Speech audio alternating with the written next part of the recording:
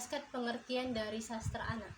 Kata sastra sendiri merupakan kata yang berasal dari bahasa Sanskerta, yaitu sas yang berarti mengarahkan, mengajarkan, atau memberi petunjuk, dan tra yang berarti menunjukkan alat atau sarana. Jadi sastra dapat berfungsi sebagai alat atau sarana yang digunakan untuk mengajar. Menurut David, tahun 1967 dalam Sarung 4 tahun 2976, sastra anak adalah sastra yang dibaca anak-anak dengan bimbingan dan pengarahan dari orang dewasa dalam suatu masyarakat. Sedangkan penulisnya juga dilakukan oleh orang dewasa. Sastra anak pada umumnya berangkat dari fakta yang konkret dan mudah diimajinasikan yang kemudian disuguhkan secara emosional psikologis agar mampu ditanggapi dan dipahami oleh anak.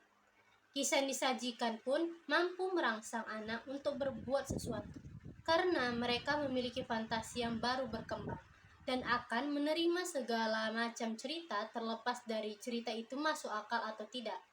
Misalnya, bercerita tentang binatang yang dapat berbicara, bertingkah laku, berpikir, dan berperasaan layaknya manusia.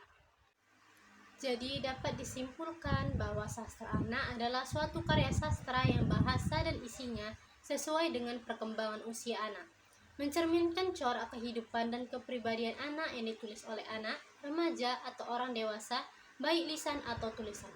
Karya sastra anak yang diciptakan dapat berupa puisi, prosa, dan drama anak. Sastra juga mengandung nilai personal dan pendidikan. Pada nilai-nilai personal diantaranya yang pertama, kesenangan dan kenikmatan. Sastra anak-anak seringkali memuat cerita yang menarik dan menghibur, sehingga membaca atau mendengarkannya dapat memberikan kesenangan dan kenikmatan kepada siswa. Lalu yang kedua, mengembangkan imajinasi. Cerita-cerita dalam sastra anak-anak seringkali penuh dengan unsur fantasi dan imajinasi yang dapat merangsang kreativitas dan imajinasi anak-anak untuk berpikir di luar batas yang ada. Lalu yang ketiga, memberikan pengalaman yang dirasakan. Sastra seringkali memuat pengalaman hidup yang dialami oleh tokoh-tokoh dalam cerita, sehingga membaca cerita tersebut dapat memberikan pengalaman emosional kepada pembaca. Lalu yang keempat, mengembangkan ke arah perilaku manusia atau budi pekerti. Cerita-cerita dalam sastra anak-anak seringkali mengandung pesan moral atau pelajaran tentang nilai-nilai kehidupan yang baik, seperti kejujuran, persahabatan, dan kerja keras. Lalu yang kelima, memberi pengalaman universal. Sastra anak-anak seringkali mengangkat tema-tema yang universal seperti persahabatan, keluarga, dan petualangan, sehingga membaca cerita tersebut dapat membuka wawasan anak-anak tentang dunia di sekitar mereka. Sastra bagi anak-anak pada nilai-nilai pendidikan diantaranya, yang pertama, membantu perkembangan bahasa. Sastra anak-anak seringkali menggunakan bahasa yang kaya dan bervariasi. Dengan membaca cerita-cerita sastra, siswa dapat mengembangkan kosakata mereka, memperluas pemahaman tentang tata bahasa, dan meningkatkan kemampuan mereka dalam menggunakan bahasa secara efektif. Lalu yang kedua, mengembangkan kemampuan membaca. Membaca cerita-cerita dalam sastra anak-anak secara teratur dapat membantu siswa meningkatkan kemampuan membaca mereka. Mereka akan terbiasa dengan berbagai jenis teks dan gaya penulisan, sehingga dapat membaca dengan lebih cepat dan efisien. Lalu yang ketiga, mengembangkan kepekaan terhadap cerita. Sastra anak-anak seringkali mengandung berbagai elemen cerita, seperti plot, karakter, setting, dan tema. Dengan mempelajari sastra, siswa akan menjadi lebih peka terhadap unsur-unsur tersebut dalam cerita, sehingga dapat lebih memahami dan menghargai cerita yang mereka baca. Lalu yang keempat, meningkatkan kelancaran membaca. Melalui pembelajaran sastra, siswa dapat meningkatkan kelancaran membaca mereka. Mereka akan menjadi lebih terampil dalam membaca teks dengan lancar dan dengan pemahaman yang baik, karena mereka terbiasa dengan berbagai macam gaya penulisan dan struktur cerita. Yang kelima, meningkatkan kemampuan menulis. Sastra anak-anak tidak hanya membantu dalam pengembangan kemampuan membaca, tetapi juga dalam kemampuan menulis. Dengan membaca cerita-cerita sastra, siswa dapat belajar tentang berbagai teknik penulisan, struktur cerita, dan gaya bahasa yang dapat mereka aplikasikan dalam karya tulis mereka sendiri. Tujuan pembelajaran bahasa dan sastra di sekolah dasar.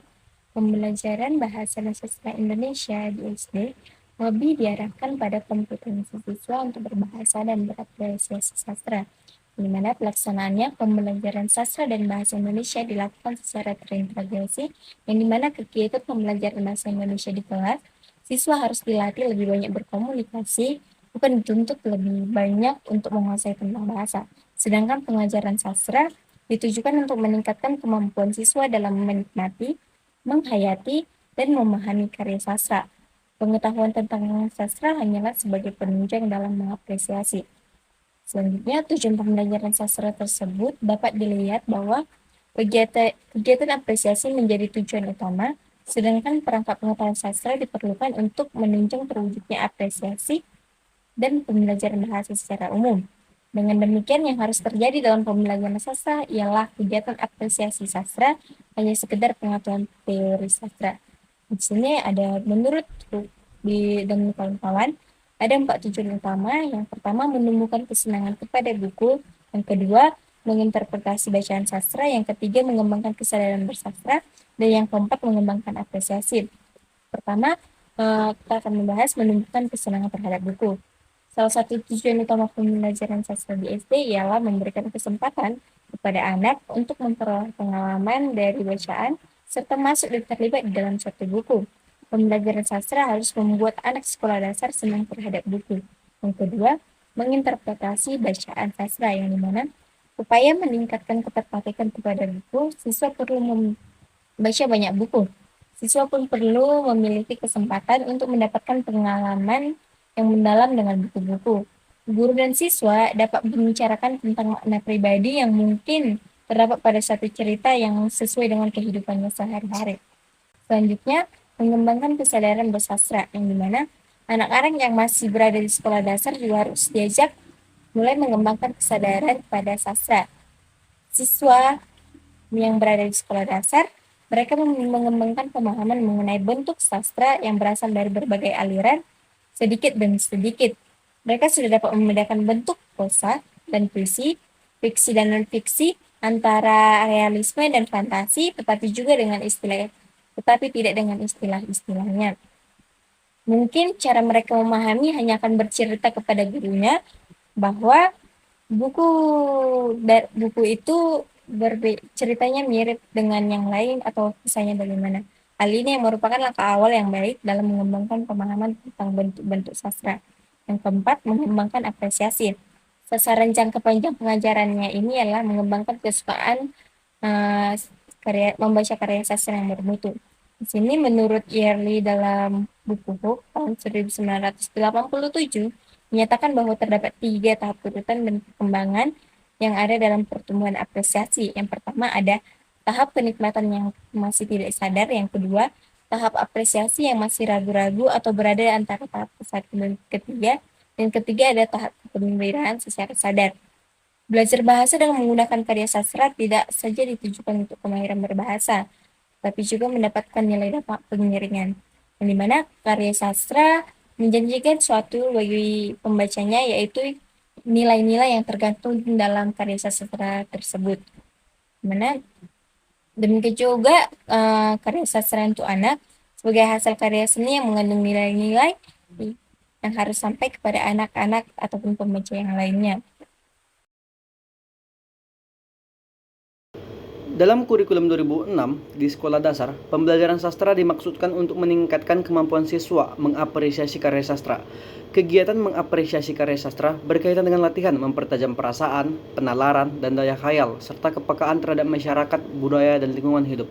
Pengembangan kemampuan bersastra di sekolah dasar dapat dilakukan dalam berbagai jenis dan bentuk melalui kegiatan mendengarkan, berbicara, membaca, dan menulis. Namun, dalam kurikulum 2013, kegiatan bersastra kurang mendapatkan porsi yang baik.